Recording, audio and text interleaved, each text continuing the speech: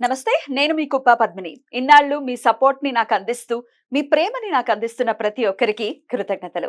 ఇప్పుడు చూడబోతున్న ఈ వీడియో కూడా ఖచ్చితంగా మీకు ఉపయోగపడుతుంది. లైక్, షేర్ అండ్ సబ్స్క్రైబ్ చేసి మీ ఇష్టాన్ని, అలాగే మీ సపోర్ట్‌ని నాకందించండి. అలాగే ఈ వీడియో పట్ల మీ అభిప్రాయాన్ని కామెంట్ సెక్షన్‌లో కామెంట్ చేసి నాకు తెలియజేయండి. నమస్తే. నమస్తే. Welcome to our channel. నేను పద్మిని. ప్రస్తుతం మనతో పాటు ప్రముఖ ఆధ్యాత్మికవేత్త, నారీసేన ఫౌండర్, దత్త ఉపాసకురాలు, శ్రీపాద శ్రీవల్లభ దత్తపీఠం వ్యవస్థాపకురాలు శ్రీమతి లతా దత్త గారు మనతో పాటు ఉన్నారు. మాట్లాడదాం. అక్క నమస్తే. అక్క నమస్తే రా. అక్క, కన్సీవ్ అవ్వటం కోసం అంటే సంతాన ప్రాప్తి కోసం చాలా మంది కూడా చాలా ఇబ్బంది పడుతూ ఉన్నారు.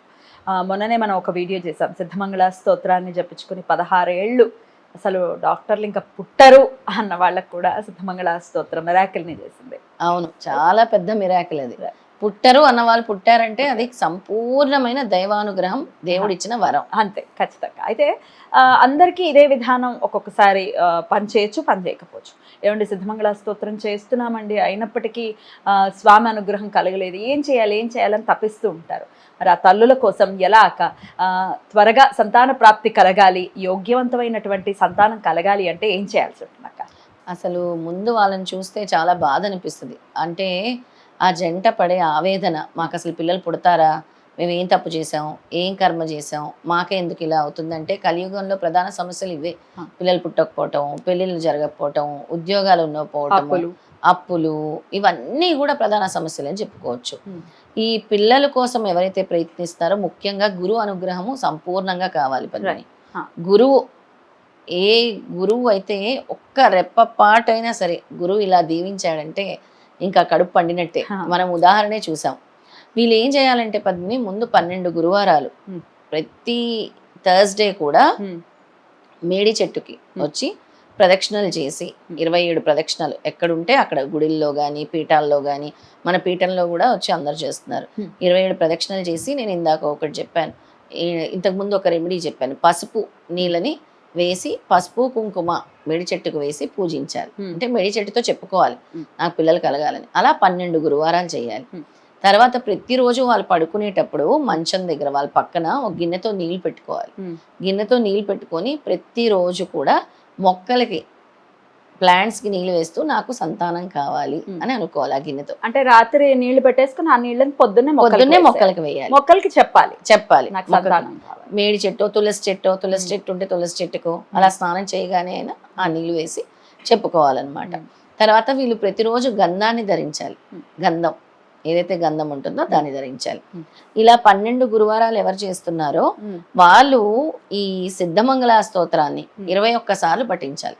21 టైమ్స్ సిద్ధమంగళ స్తోత్రాన్ని పఠించాలన్నమాట.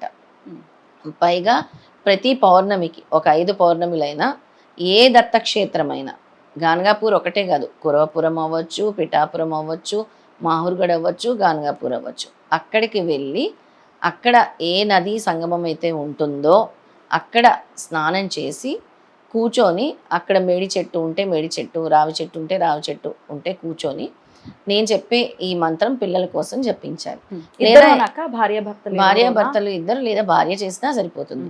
లేదా ఈ 12 గురువారాలు ఎక్కడైతే మీరు గుడిలో చేస్తారో అక్కడ చేసినప్పుడు కూడా ఈ మంత్రం పఠించుకోండి. ప్రతిరోజు కూడా ఓ 9 సార్లు చదువుకోండి ఈ మంత్రాన్ని. 9 టైమ్స్ చదువుకోండి. ఆ మంత్రం ఏంటో చూపిద్దాము. అంతకన్నా ముందు ఈ సొసైటీ నుంచి వచ్చేటటువంటి ఇబ్బందులు ఉంటాయి.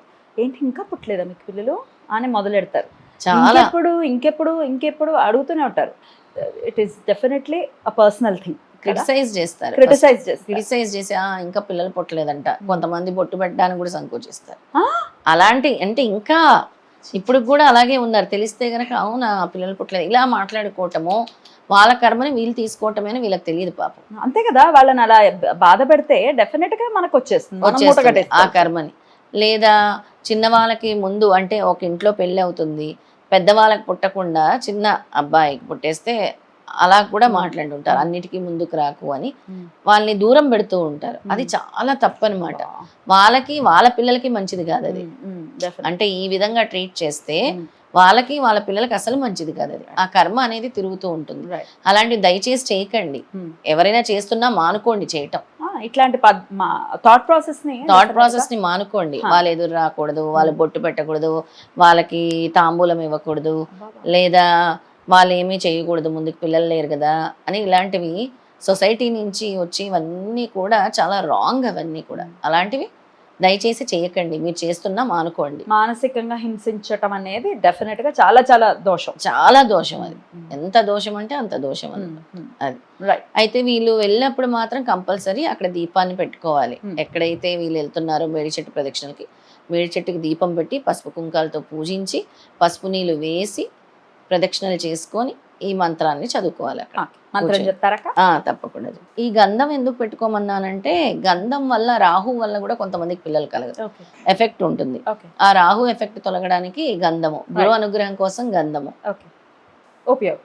చాలా ఉపయోగపడుతూ ఉంటుంది. సంతాన భాగ్యం కోసం దత్తాత్రేయ మంత్రం. దూరీకృత్యా పిశాచార్తిం జీవయిత్వా మృతుం సుతం ఏ భూదభిష్టదః పాతు సనః సంతాన వృద్ధి కృత్. మరొకసారి చెప్తాను. దూరీకృత్యా పిశాచార్తిం జీవయిత్వా మృతుం సుతం ఏ భూదభిష్టదః పాతు సనః సంతాన వృద్ధి కృత్ అనే మంత్రం. ఇది సంతాన భాగ్యం కోసం దత్తాత్రేయ మంత్రము. ప్రతిరోజు 9 సార్లు. ప్రతి గురువారము మీరు ఏదైతే గురు దేవాలయానికి వెళ్ళి చేస్తారో, పీఠంలో కానీ దత్తాత్రేయ స్వామి గుళ్ళో కానీ క్షేత్రంలో కానీ వెళ్ళినప్పుడు మాత్రం 27 సార్లు చేసుకోండి. లేదా మీకు అవకాశం ఉంటే, సమయం ఉంటే 108 సార్లు చేసుకుంటే ఇంకా మంచిది.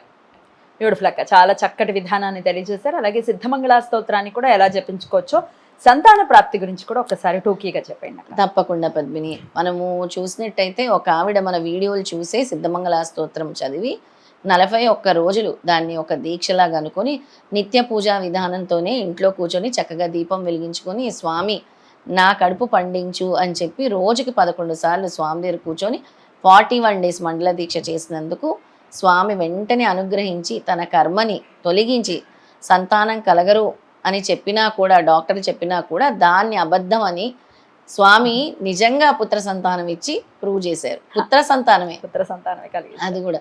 అందుకే ఈ సంతానం కావాలనుకున్న వాళ్ళు 41 రోజులు మండల దీక్షగా కూర్చొని స్వామి ముందు కూర్చొని దీపం వెలిగించుకొని మీ ఇంట్లోనే పూజ గదిలోనే మామూలు నిత్య పూజా విధానం చేసుకొని 11 సార్లు 11 టైమ్స్ సిద్ధమంగళ స్తోత్రం చేయండి. తర్వాత మీకు జరిగిన మిరాకిల్, మాకు సంతానం కలిగింది అని మీరే మాకు చెప్తారు. తప్పకుండా చెప్పండి ఒకసారి. సంతోషిస్తాం ఇలా స్వామి అనుగ్రహంతో వీళ్ళకి సంతానం కలిగింది అని. అద్భుతం అక్క, చాలా చాలా బ్యూటిఫుల్గా ఎక్స్ప్లెయిన్ చేశారు.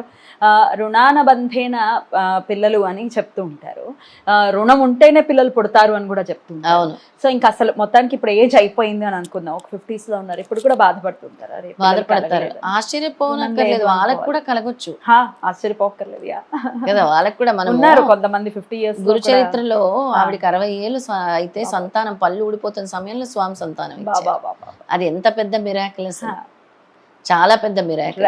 అయితే ఇక్కడ మేము 41 రోజులు చేశాము, మాకు సంతానం కలగలేదు అంటే నీ కర్మ, నీ గత జన్మ కర్మ ప్రభావం కూడా ఇందులో ఉంది. అలాగే రుణం లేకపోయినా కూడా కలగరు. మీరు చేసుకునే రుణం ఉండాలి. పిల్లల్ని పెంచి పోషించడం అంటే చిన్న విషయం కాదు. ఎంత రుణం ఉంటే మన దగ్గర వెతుక్కుంటూ వస్తారు. చాలా రుణం ఉంటేనే పిల్లలు వస్తారు. గత జన్మ రుణానుబంధమే సంతానం. అక్క, చాలా బ్యూటిఫుల్ గా ఎక్స్ప్లెయిన్ చేశారు. మీరు చెప్పినటువంటి విధానాన్ని ఫాలో చేసుకుని సంతానం కోసం ఎదురు చూసేటటువంటి తల్లుల కడుపుల పండాలి అని చెప్పి మనస్ఫూర్తిగా కోరుకుంటూ thank you so very much అక్క. నమస్తే.